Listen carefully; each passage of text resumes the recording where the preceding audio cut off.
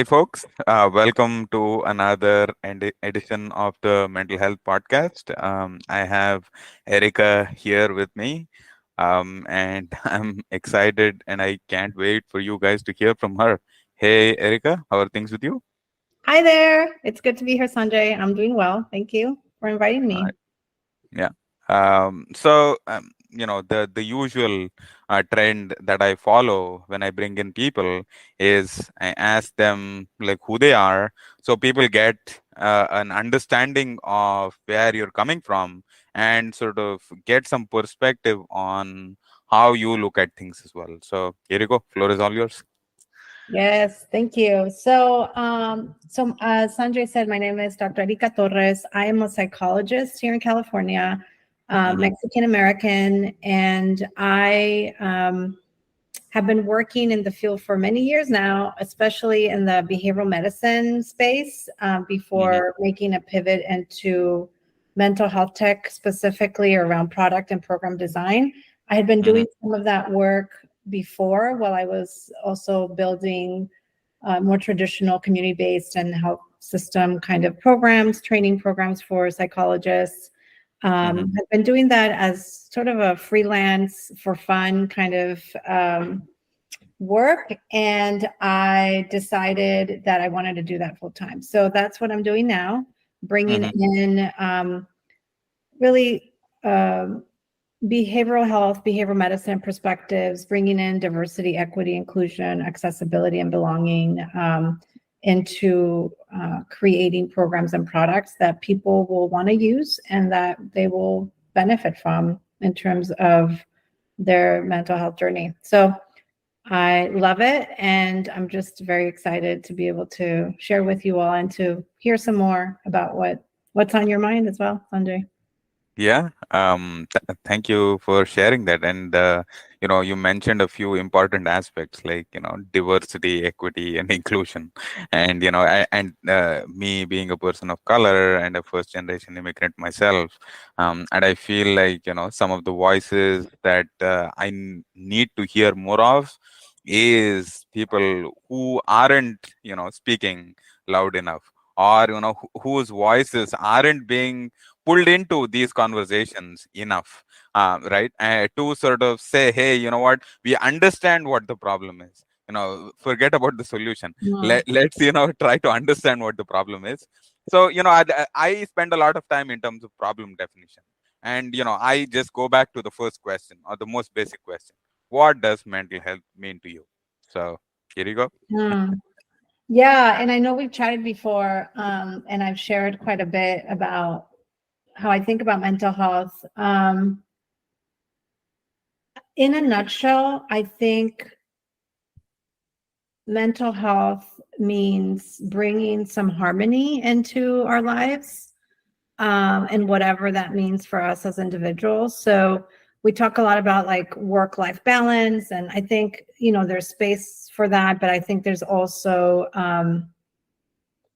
issues with that framing, because how does one really balance? Like I have a visual of like us like juggling like 500 different balls, right? Like it's going to be really hard if you're focused on quote unquote balance.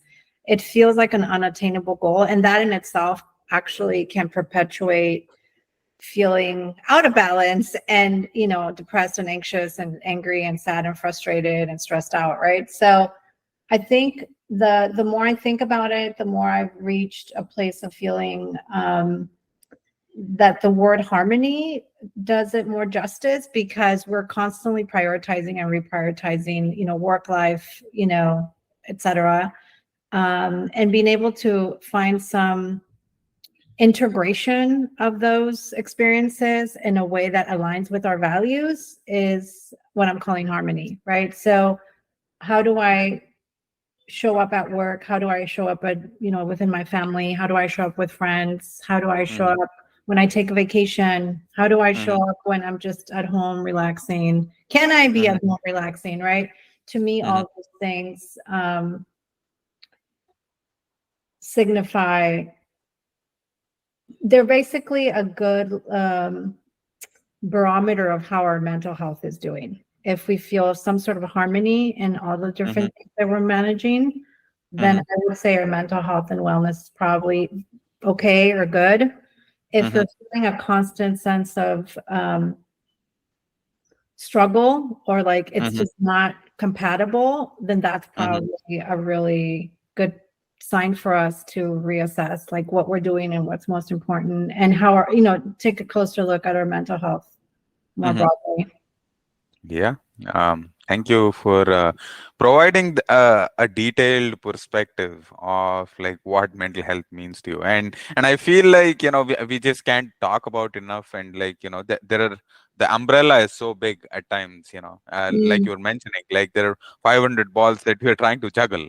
And, it's so hard at times to sort of understand how to sort of juggle and handle all of them together and get a barometer of like how we are sort of feeling at the moment.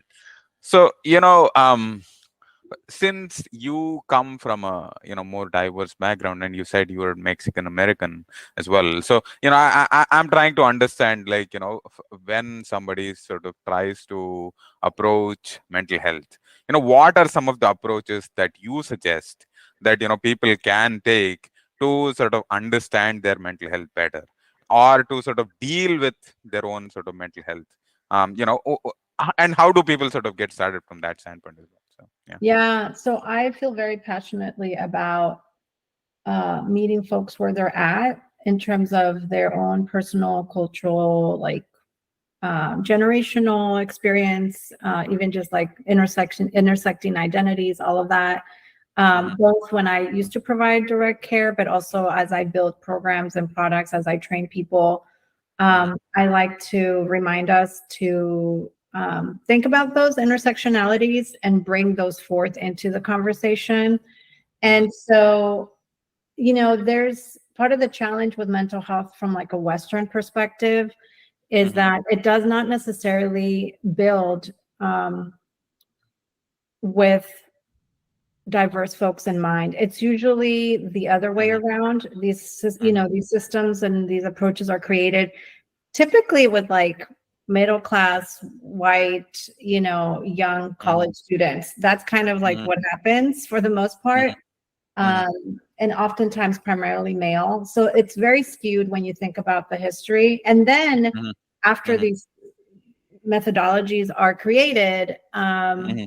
they are then eventually, maybe Mhm. decades later, tested on other, quote unquote, other folks, right? On Mhm. usually Mhm. minority individuals. And there's some good work out there on, like CBT and DBT and different things like that, where it has been quote unquote adapted to serve the needs of diverse populations.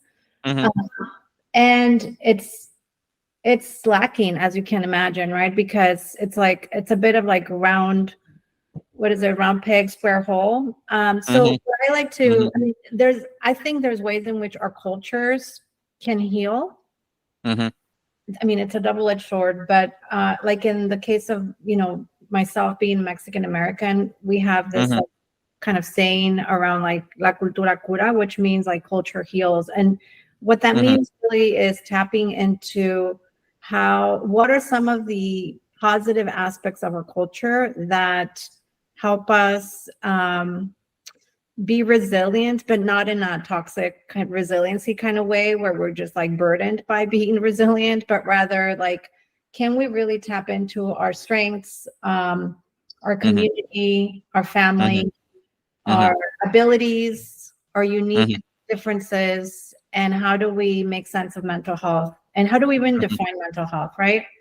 Mhm. So I think there other cultures have similar, right? Ways of thinking, other non-white Western cultures. I think about Mhm. Asian cultures where they Mhm. have things like Ayurveda or yoga or, Mhm. things like that, right? That Mhm. become a part of the ways in which folks explain what's Mhm. going on. And Mhm. it also becomes part of the solution, right? It becomes Mhm. part of the addressing of the problem, and it's oftentimes less pathologizing than going and receiving a diagnosis that may or may not fit exactly Mhm. how Mhm. folks are manifesting their symptoms, Mhm. and that it might actually be really pathologizing and may not explain what it means. Like the diagnosis itself may be so obscure to the person receiving it that they're like, I have Mhm. no idea what this means. All I know is that I have headaches and stomach aches when my child disses me, like, Mhm. um, Mhm. and I don't know how to make sense of that, right? Mhm. So, I think it's really complex and we need to just take those into account. And there's a lot more folks out there now doing research on some of these quote unquote alternative medicines that Mhm. can be a part of the mainstream Mhm. interventions. And one approach is called acceptance and commitment therapy. It's like a Okay. wave, behavioral science, evidence based, but it's really looking more like Buddhist practice and mindfulness and Mhm. elements of tapping into folks' values and cultural ways of being Mhm. that that's integrated into the approach since the beginning, even if it wasn't developed for diverse Mhm. people of color necessarily. The way Mhm. that ACT is adapted to more diverse individuals, LGBTQ plus folks, and just other folks with intersectionalities is a Mhm. little bit more accessible because it does Mhm. tap into like your internal way. It taps into metaphor, it taps into storytelling, which is very Mhm. common in some of our cultures. Mhm. So I think that's why I love ACT so much and why I use it myself on myself. um, and would definitely want folks to consider that when they're thinking about more formal ways of quote unquote treating mental health. Wow. Yeah. I mean, I think people forget the importance of storytelling. People forget, Mhm. who they are because like they get sort of assimilated into a different culture, and especially like people who sort of migrate or immigrate into, different countries. And, I sort of connected the dot when you said Mexican American, right? And you emphasize Mexican first before the American aspect. And I had a conversation with somebody else who and she said she is Korean American. And I was just fascinated by that aspect where people say, hey, you know what, you are, Korean first and American. And similarly, you said you are Mexican first and American, right? So and this is a struggle for a lot of people because to so how do you sort of understand, how do you define yourself, and how do you sort of accept yourself? And I feel like ACT is something that we don't hear enough about, and we don't notice people sort of talking about. One thing that I wanted to sort of understand from your perspective, when you say Mexican American, what does that mean? Like, how do you sort of define yourself when you call yourself Mexican American as well? So, Yeah, it's very complicated. I'm actually going through like a process of like reclaiming my Mexicanness a little bit more because mhm, what happens with as an immigrant, and this may or may not be your experience, but I think there's elements of the immigrant experience that are shared across all of us. And mhm, of course, there's elements that are so unique, right, depending on how we immigrated, et cetera. mhm, But I think for me, I was born in Mexico and I came here when I was very young, and I've been here for mhm, many, many years now. And so mhm, I'm noticing slowly that I am losing myself in my Americanness in a way that's super interesting, but also like I will never be American enough. And then I will mhm, never be Mexican enough, right? I mhm, actually have a mhm, trip planned this week to Mexico to visit just as a tourist, and I'm visiting some friend. mhm, And I just, it's just such a different, it's hard to explain, but basically, as an immigrant, as a Mexican American or something, American, whatever it mhm, is, mhm, um, it's it's often the case that we're straddling two cultures in a mhm, very um, complex way, and we don't mhm, quite fit in here, and we don't quite fit in there, right? And mhm, so mhm, that in itself can be very stressful if mhm, as part of like that identity development, and there's quite a bit of research on that, So for Mhm. me, I don't find it stressful at this point because I really embrace that this is who I am and I make the best of it. Mhm. Mhm. I am, you know, I celebrate different holidays and I try to speak Spanish to my child and I speak Spanish with friends and family. And, Mhm. I'm using my Spanish language at work nowadays, which is super exciting and Mhm. new and different. So there's a little bit more integration. Mhm. Um, so I think it really depends on the individual. But for me, it means harm. Again, coming back to harmony, not, Mhm. it's like, how can I come to terms with and Mhm. come back to acceptance, right? How can I come to terms with? How can I accept? How can I integrate that this Mhm. is who I am, Mhm. that I am proud of being who I am. Like I have Mhm. no qualms or issue about being one or the other. Mhm. And I've done a lot of personal work to arrive at this place, but Mhm. also to acknowledge like the privilege I have. Mhm. I have dual citizenship, for example. So that's unique and different. Not every immigrant is able to keep their Right. citizenship of origin, right? For whatever Right. political reasons. Right. Um, I'm also married to someone from India, from South Mhm. Asia. So I feel very integrated into that culture. And so, like, my Mexican Americanness is actually shaped also by my honorary South Asian Mhm. Indianness. Mhm. Mhm. Like, I'm actually making arroz con leche, and there's like a kid version. So I might put mango on my arroz con leche because Right. my mother-in-law said mango kid was like the best. I'm like, Right. okay. So, I just try to like bring it all in and just make the most out of those experiences and like really feel pride and being able to carry those out and over to the next generation. And it's going to be really Mhm. interesting, like raising a child who's like has multiple Mhm. identities and intersectionalities. It's going Mhm. to be really, really interesting. But yeah, we celebrate holidays. We try to Mhm. speak the language, and we also are very aware of our privilege by being American, by having an Mhm. American passport, right? Which not everyone has the privilege to have, right? So, Mhm. um, not sure if that answers the question, but it's very complex. It's very complex. It's what you make it, really. Definitely. Yeah.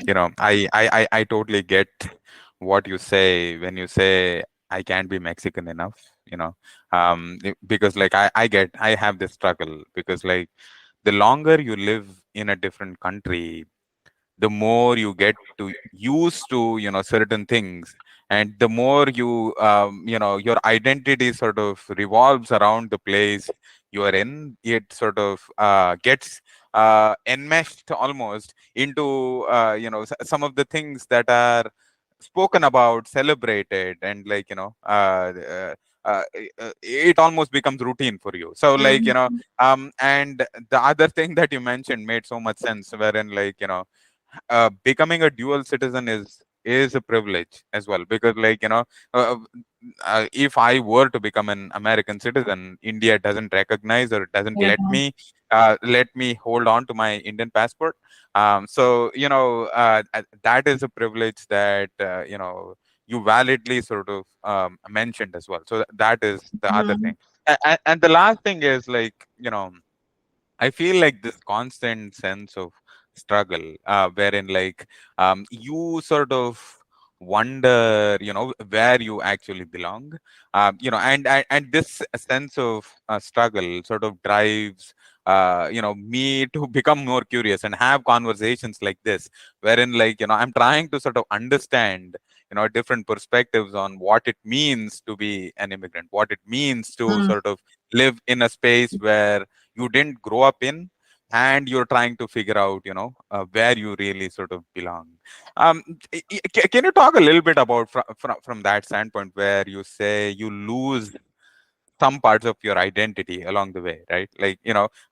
Just your sort of experience around it, and how do you become comfortable to the aspect of saying, hey, you know what, I'm not as Mexican as people want me to be, or like as people consider me to be. But I am okay with like losing that part of identity. So like can you talk a little bit from that standpoint? Yeah.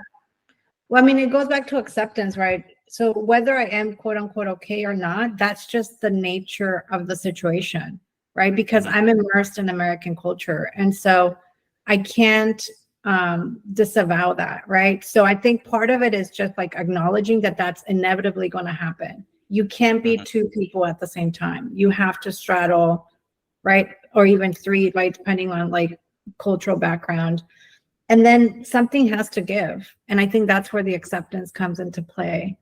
Hmm. um but I am at peace with it. One of the things that I had the insight the other day is like I said I'm trying to practice Spanish with my kiddo, but it is a lot Hmm. easier for me to speak in English, I noticed, and that was shocking to me because I'm fluent. Like you know I would consider myself fully bilingual. Spanish is my first language. So, and I, Hmm. I have all the grammar, all the things. And then suddenly I was like, especially around expressing emotion or Hmm. like trying to articulate a situation, an interpersonal situation, it's a lot easier for Hmm. me to go into English than go into Spanish because A, that's kind of how I think most of the day.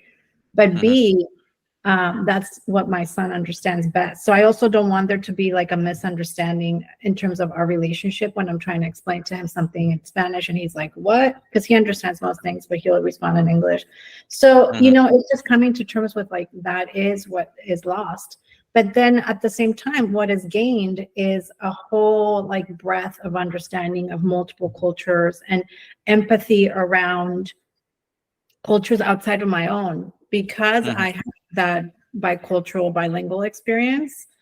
I Hmm. can more easily empathize with other folks who might Hmm. have diverse experiences than Hmm. if I didn't. And that's just the nature of like how our brain works, and that's just what it is. Hmm. So I see that as like an asset, not so much like a liability. And so that's Hmm. why I come to terms with it. Like, yeah, like when I go to Mexico, I probably sound and look and walk like a gringa. I've been told, which I thought was Right. hilarious. I Right. thought it never like I still don't know what that means, but I'm like, okay, Right. I guess I am foreign, right? Like it's true. Right. And when I'm here in the US, I think especially where I live, it's a lot more, welcoming and all that, at least on the surface. So I don't Hmm. feel like an outsider necessarily, but because, there's like more of a melting pot in this country. Hmm. But I Hmm. know like, but people will still quote unquote microaggress and talk about how I don't have an accent or talk about my Hmm. skin tone, or even if it's in a backhanded compliment, right? Like, oh, how Hmm. beautiful my skin tone is, or whatever, Hmm. or Hmm. beautiful features. And it's like, Right. okay.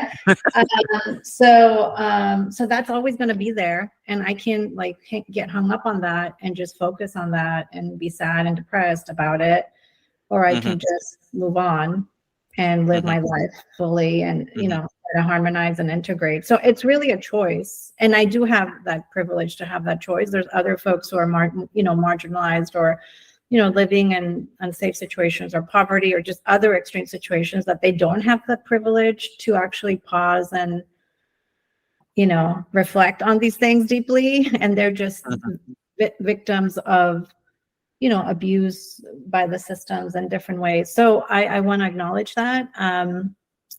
And I think there's a lot of us out there who do have the privilege to choose to integrate and accept Hmm. versus struggle and suffer, So it is a choice. I do think it Hmm. is a choice for many of us. Hmm. And it's how we arrive at that, basically.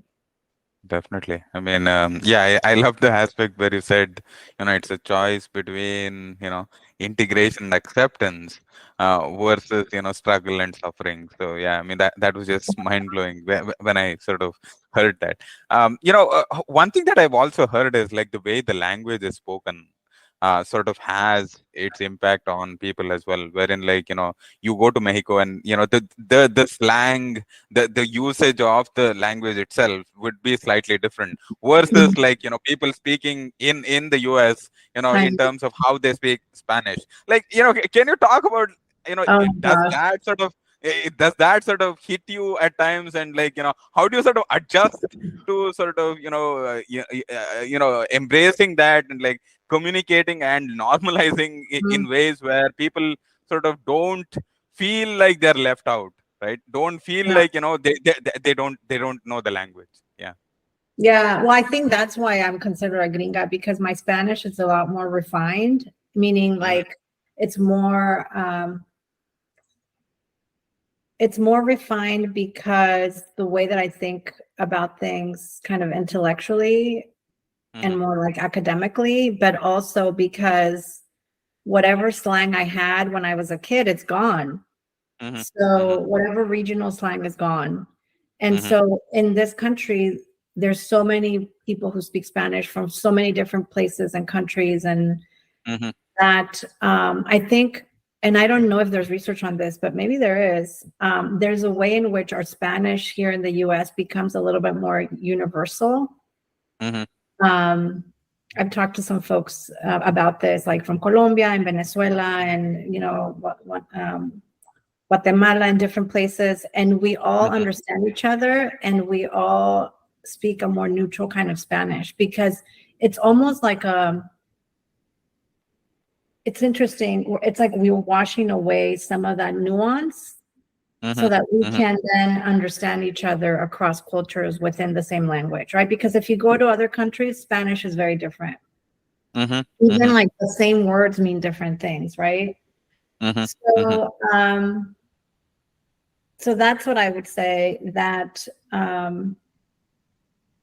I think that's why I would be considered a gringa. I do miss the slang. So when I do hang out with friends who have that like raw, like every Hmm. other word is a curse word and a slang Hmm. word, I just feel Hmm. like connected, like yes. Hmm. Right, So I right. do miss that actually. And I've been thinking about like looking for TV shows that are kid appropriate that Hmm. have that level of like cultural nuance in the language as opposed to it being Hmm. translated because the when you see like the I don't know Netflix, thank goodness Netflix translates in many languages, but when you see Spanish translations in Netflix, Hmm. they're very literal. And so Hmm. I understand what they're saying because I can literally translate in Hmm. Spanish. And I'm like, oh, they mean it's this phrase in English. They just really Hmm. translate Spanish.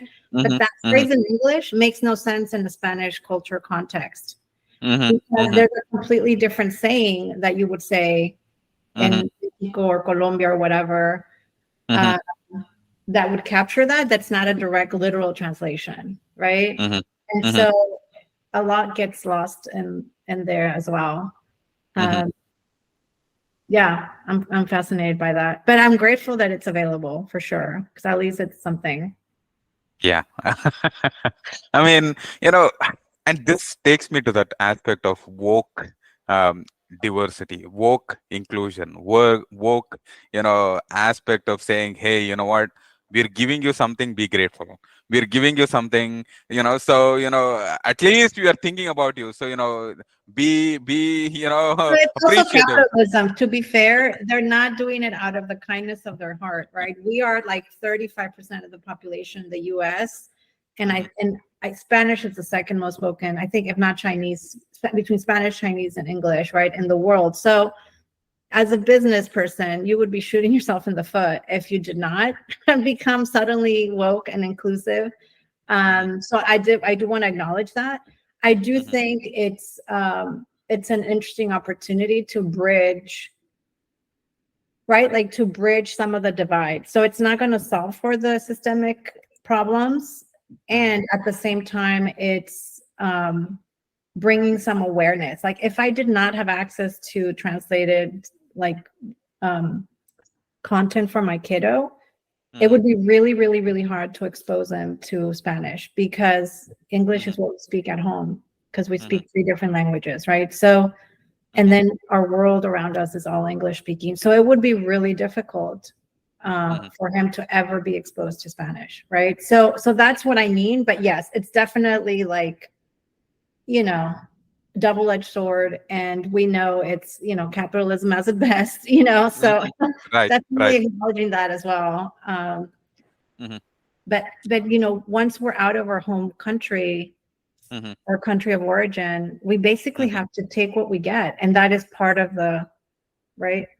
That is mhm, part of the thing that can bring us together, but it's also part of the thing that can cause so much stress and mental health issues actually for immigrants, right? mhm, mhm, Because that not arriving at that full integration for whatever very mhm, valid reasons mhm, mhm, can be very, very stressful. mhm. Very, very For stressful. sure. Yeah. Thank you for closing the loop for Yes, me, yes, because yes. like Thanks for asking. because I want people to come to that conclusion by sort of listening to this conversation, because like I want people to understand that it's just not about language. It's just not one thing that That's sort of it. impacts people. It's everything that sort of like when some together, when you think about it, when you start becoming curious, all these aspects sort of impact you mentally. And like that's why I feel like we need to sort of be more compassionate towards immigrants. That's why we Mm, feel like we need to be more compassionate towards how we sort of approach some of the policies that we make, some of the rules and regulations that we make, that impact people who are already sort of in a distressed state, to sort of cope and hang around and like deal with some of these problems as well. yeah. um And just to say really quickly, Sanjay, that, not all immigration is created equal. Of course, there's, the trauma and stress of immigrating to, I mean, just like being uprooted, even if quote unquote by choice, right? Because there's all these push pull factors. There's right, good reasons why folks migrate to other countries, period, or right, even within the right, country, other states, right? So right, we want to right. acknowledge that. And I think there is like a different level of privilege that comes with coming in like on different kinds of visas versus having to cross multiple borders, and not to get into like oppression Olympics or anything like that. And yet to just to acknowledge that there's really like layers of like what it means to be an immigrant. Like it's not a monolith, right? And I think Yep. that's part of what happens with the politics around like, Yeah. Yeah. all immigrants are good or all immigrants are bad. Like it gets very, very weird because obviously there's a little bit of everything. We're all very diverse, but Mm-hmm. like our immigrant paths and stories are going to be very, very different. And that doesn't Mm-hmm. mean one is better than the other or is more Mm-hmm. deserving of the other, just to Mm-hmm. say it's a very different, folks have different needs. And so the level of stress, the level of mental health awareness, the level of like privilege and intersectionality and insights and access to resources is going to be very different across different groups of folks Mm-hmm. immigrating from all over the world, right? Across very different situations. So Mm-hmm. I'll stop there because I get very passionate, but just to say, you know, it's not, we're not a monolith, and Right. we do also, and at the same time have very shared kind of experiences that shape kind of extra layers of stress that we carry Mm-hmm. around, no matter how privileged we might be. Mm-hmm. So, I mean, I'm so glad you mentioned not all immigration is the same. Expat is a term which is a privilege, right? Somebody who's an expat has the privilege of moving somewhere and the luxury of saying, hey, you know what, I get to go to different places and I'm stressed out.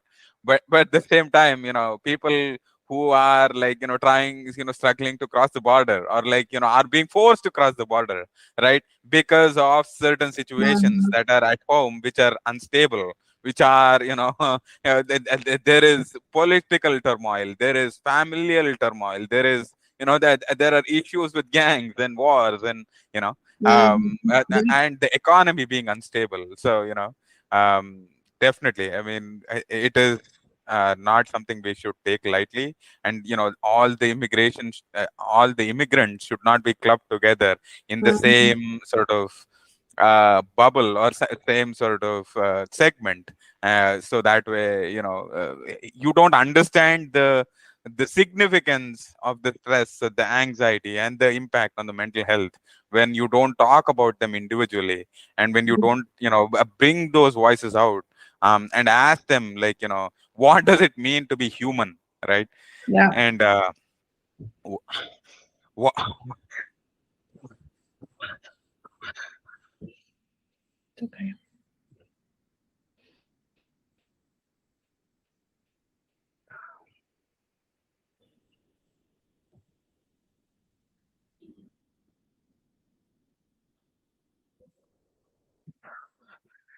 yeah, because people talk about borders and building walls, um,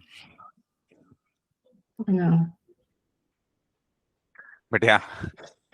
I know.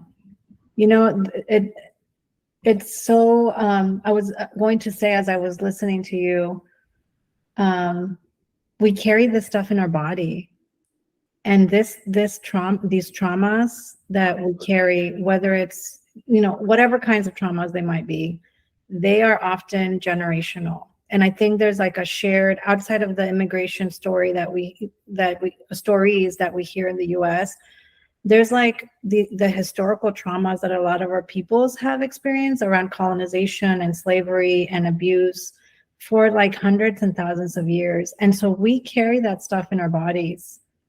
Like, I feel it as I'm hearing you and seeing you. Like, I feel it in my body, And so that's why those, quote unquote alternative healing practices are so important, because how is CBT or DBT going to address the fact that we are carrying trauma in our body, in our DNA? Right, How do we right, even begin to dismantle that, right? right, We right. can't. And again, nothing against CBT or DBT, but just to say it's just, you know, Hmm. square peg, round hole, like it's not going to work. Right, So a lot of the work has to be, culturally attuned, and a lot of the work has to be body work. Like, I've most recently started doing a lot of body work, somatic work, and it's done right, me a world of good. Not, right, no amount of therapy, no amount of coaching and counseling, and right. nothing was really addressing it. Hmm. Um, until I was able to do some integration. Like, it's almost like that same harmony and stuff that I've been talking about. It's not just like Hmm. philosophical, existential. It's at the Right, mind body level. Like, right. can my body actually heal, Hmm. you know, all those traumas, and hopefully not pass them on to the next generation, Right, right. you know? Hmm. Yeah. Um, yeah. I just, want to sort of hold and share space Mm, for all those people, who are at the border, and, they're just wishing that the judge who sees them has a good day. The lawyer, mm, the lawyer who is fighting for them has a good day.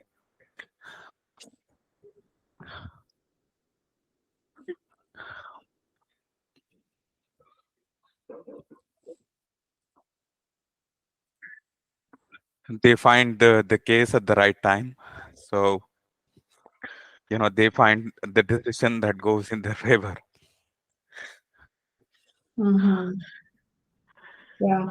And I think what I'm also picking up on, Sanjay, you're not saying this, but is that like, my success is your success, my suffering is your suffering, right? Mm-hmm. And so we do carry that around as well, right? Like, we do carry that around.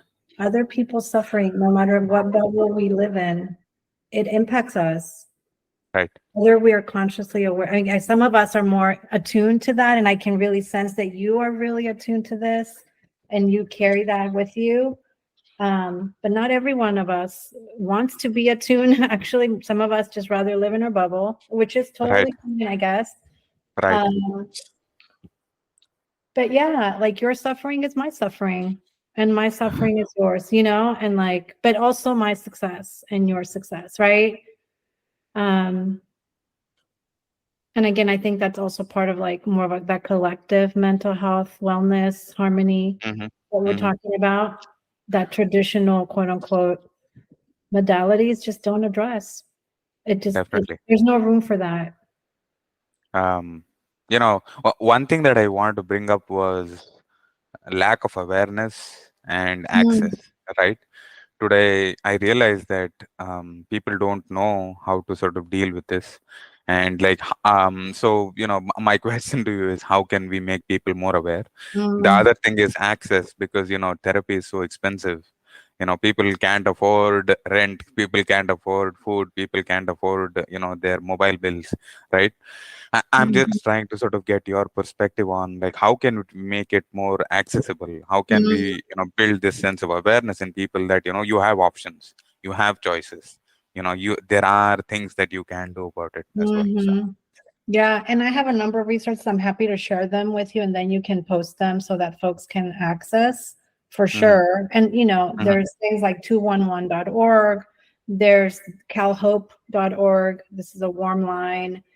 mm-hmm, There's also like a new movement, and I don't have it memorized, but I think it's like Therapist of Color or something like that. But there's a few organizations or like group practices that are providing mental health services within a sliding scale to diverse individuals. And they mm-hmm, specialize in like different intersectionalities, like people of color or women or LGBTQ plus. And so I'm happy to share those, then you can post them. mm-hmm, And given like the depth of our conversation today, and just to kind of highlight how I think about this, not that it's necessarily the best or the right way, but this is just how I've arrived. And again, this is me coming from being a psychologist, really loving being one, owning it, like, I'm not disavowing, being a psychologist. I love being a psychologist. But to say that these kind of services, while great and also challenging to access sometimes for diverse people, mm-hmm, may not, also, period, may not be what people need. And mm-hmm, so, who are we to say that therapy is actually the answer, mm-hmm, or that medication is the answer? And again, I'm not anti medication. I think there's a room and space for that, and some folks really mm-hmm, do need it. mm-hmm, So why do we go there? We mm-hmm, go to a place of like bringing access to specific, and I agree. I think there should be parity between behavioral health and physical health. I think there should be equity in access. Everyone mm-hmm, should have access to services and resources, regardless of their ability to pay. All those things, like I totally agree. But right. what about what about something else like spirituality, or what about nature, or what about connecting with people? What about Mm-hmm, peer support? mm-hmm, What about just so many things I can't even think of. Tapping into some of those, cultura cura concepts like mm-hmm, Ayurveda or yoga or mm-hmm, acupuncture or Reiki, or, drum circles or sweat lodges or whatever it is that folks might need to feel connected to the earth, to feel connected to each other, to feel well, mm-hmm, mm-hmm, Um, and so I think that, yeah, I wish we could make more space. And I think we are in some circles, like just making a little bit more space for what people might need to access and how we even define mental health and wellness. Like, is mental health and wellness the absence of symptoms? Because that feels mm-hmm, kind of weird, because, mm-hmm, who doesn't mm-hmm. feel anxious and sad and frustrated? Right, right. Like, is Mm-hmm, that the standard? Because that doesn't make a lot of sense to me. Or mm-hmm, is it more about like being integrated into your community, feeling well most of the time, and finding ways to cope with life? That's what I would say personally. mm-hmm, If that's the mm-hmm, case, there may be 10 different ways you can arrive at that. One of them might mm-hmm, be therapy, another mm-hmm, one might be jogging or gardening. I don't know. mm-hmm, So I think how we define it and how we, think about the problem is going to shape what solutions we come up with. And so if we, focus on the pathology, then the solution is going to be the medical model, and like, you mm-hmm, know, imposing certain perspectives on certain groups of people that may or may not resonate. mm-hmm. Um, but what if we just thought about it a little more differently in terms of like connection and, you know, figuring out what we need. And again, therapy might very well, therapy and medication may exactly be what we need, and that's great and awesome. Mm-hmm. And then what else? Correct. Yeah. So not sure if that answered the question, but I get No, excited. no. I think you know. I'm glad you're bringing this up. Right. Somebody said, let's not forget the basics: sleep, Yeah, rest, that's right. exercise. Relationship. Connection, That's relationships. right. Yes. Let's get the basics right. That was something somebody else mentioned, That's and I'm right. glad you mentioned alternatives. I'm glad you mentioned, you know understanding how you connect to nature, how your body connects to nature, how can you improve your connection to yourself, how do you sort of get yourself more aware, from that Hmm. standpoint, and seeing, and you talked about somatic breathing, and how you can sort of regulate your breathing better to sort of see, if you can understand yourself better in terms of different situations. Hmm. So, and some of the questions I'm asking, I feel like don't need to have specific answers. They can go in tangents, and there is a reason why we want to go into tangents, Well, I'm the right because person for a tangent, so there you go. because I feel like, the way we go about solving these problems is by going into tangents and seeing what are other ways we can sort of come Hmm. up with Outside solutions the to these box. problems. Yeah, because Exactly. it's a big Exactly. problem, and so it requires like creative, outside the box solutions, right? If the solutions we have worked, we wouldn't have a problem, right? Definitely. So we have to really tackle it from all angles. Hmm. Hmm. And I think part of it, just one last thing I will say, with therapy being a great, I've benefited from therapy for many years. So I, again, Hmm. just want to say, huge proponent. Hmm. Totally think it can be really healing and helpful, especially if you find the right person. But part of the challenge too with some of this, is bringing diversity into who is providing services. So, Right. Right. and so there is a pipeline issue, as you can imagine, just like for all the reasons, right? Hmm. Oppression, Hmm. isms, Hmm. etc. Hmm. Hmm. It's hard to find folks that look like us, that have shared experiences the way that we do, who Yes. can provide services that make sense for us. So even if therapy was the answer for whatever Hmm. ails that particular individual, Yes. it's hard to find the right fit, because Yes. you really need folks to appreciate and understand the intersectionality, the ecological ways in which all these different things Hmm. make create mental health and wellness or destroy Hmm. it. And like, Right. and unless you are someone, and it doesn't have to be like the exact same background, but unless you're someone with a shared understanding of what it means to be othered, really, Hmm. in this country, it's going to Hmm. be really hard to connect with that therapist or psychologist, Hmm. and thus it's going to be hard to benefit from those services, right? So, Hmm. but those same systems, you know, keep folks out of, well, there's different things at play, but I think that all the things that we talked about and more prevent certain folks from getting into the field, Hmm. For sure. becoming therapists or psychologists themselves, right? So Hmm. Hmm. I think there's also like a really, for those reasons and many others, there's like a good opportunity for peer support, which I know you Hmm. provide, and also coaching services, right? Again, Hmm. assuming folks are ethical and like they're not just saying they're coaches and like pitching, like pitching a Right. pitching Right. stand without any insight or ethical, kind of practice. Hmm. Um, I think there's some really good coaches out there who are trying to get trained and do the work to provide good care for folks. Hmm. So Hmm. there's room for everything. We Hmm. just need to know who needs what, and not just Definitely. go to the one potential solution to the very complex problem. Definitely. Yeah. So, one thing that I'm doing is like, trying to ask people to be more inclusive. Like, what are some things that, for one, you do when you feel that sense of overwhelm or feel that sense of anxiety? Like, what are some things that Mhm. that people can say to themselves, it's coming from you? Or like, what are something that people can do in those situations so that, they can feel less of that sense of anxiety before they act on it, or like Mhm. before they sort of react to situations where they would be better off when they respond to them as well. So yeah. Yeah.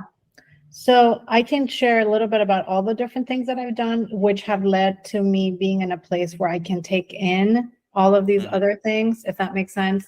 And first of all, perhaps ironically or paradoxically, I was in therapy for many years, and that really helped me Hmm. just kind of level set, because of all the stuff that I was carrying around from Hmm. this lifetime and, just generationally, all that Hmm. stuff. Hmm. So it really helped me. I also, at some point, did some coaching, and that was really helpful. And again, this is coming from a place of privilege, so I'm aware that this is not accessible to everyone, but I promise I'll get to like what might be accessible. Hmm. Um, I talked to a lot of folks. I have like closed Hmm. groups of people that I share, and it's not like pseudo therapy, but just like connection. Just Hmm. like 'cause there is a room and place for that. Yeah. You Yep. know, and then of course being having a loving partner, and just feeling very privileged to have all those supports that I need, but also Hmm. being willing to accept support and Hmm. help, Hmm. which therapy helped me get to, right? So it's kind of Hmm. like these building blocks, right? Because a Hmm. lot of the stuff that I was carrying around was around like just self-sufficiency and doing things on my own, and then I realized like I was very wrong, that I Hmm. needed to learn how to trust and like let Hmm. go of some of that stuff, right? And that's why therapy had a really good place in that season of my life. And Hmm. then, just really integrating like how how I take care of myself, right? And again, Hmm. some of this, is coming from a place of privilege, but some of it, it's like I walk a lot. I just Hmm. walk a lot. And I really need to walk, and that's what I do. I Hmm. also read a lot. I love Hmm. reading. I'm like in 3 different book clubs. Hmm. You don't have to be if you don't want to, but reading is what I like to do. Hmm. And then I have started practicing like more like mindful eating, where I'm like only eating when I'm hungry, and I'm noticing a huge difference Hmm. in my mood. I was so tired all the time. I feel a lot more energy. Hmm. Um, and that's fairly simple and free. Like you just eat when you're hungry. It's a lot more complicated than that, but that's Hmm. the thing I've been doing. Hmm. And then most recently, just tapping into that somatic kind of mind body stuff. So I like go to the chiropractor and I practice Reiki. And Hmm. Reiki is again free and like accessible to folks, or it can Hmm. be, not always. And Hmm. it's basically like a meditative practice for me, Reiki. Hmm. Hmm. Um, what else? I mean, I do massage and things like that, but again, I think that is coming from being in a place of privilege. But anything you can do for your body that makes you feel good, like some people might like to swim or Hmm. um, meditate or run or garden. Some people really enjoy gardening. Hmm. Um, those are the kinds of things that I would recommend. And of course, breathing being like so important, but also like underrated. Like if nothing else, when Hmm. feeling overwhelmed, just but part of it is like how does one become aware that we're overwhelmed before it becomes too late, right?